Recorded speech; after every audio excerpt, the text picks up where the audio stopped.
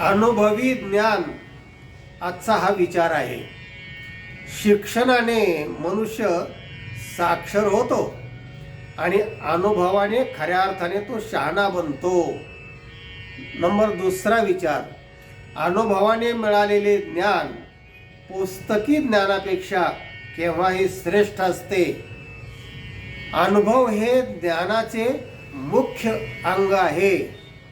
अनुभव ही ज्ञानाची जननी आहे।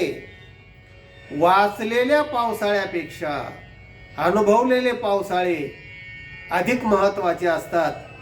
तुकाराम महाराज म्हणतात, अनुभवे आले अंगा ते या जगा देत असो, ते या जगा देत असो, ते या जगा देत असो। संत अगोदर अनुभव घेतात आणि मग दुसऱ्याला सांगतात। हा व्हिडिओ इतरांना पाठवा, लाईक करा, चॅनलला सबस्क्राईब करा। आनंदी रहा। रामकृष्ण हरी।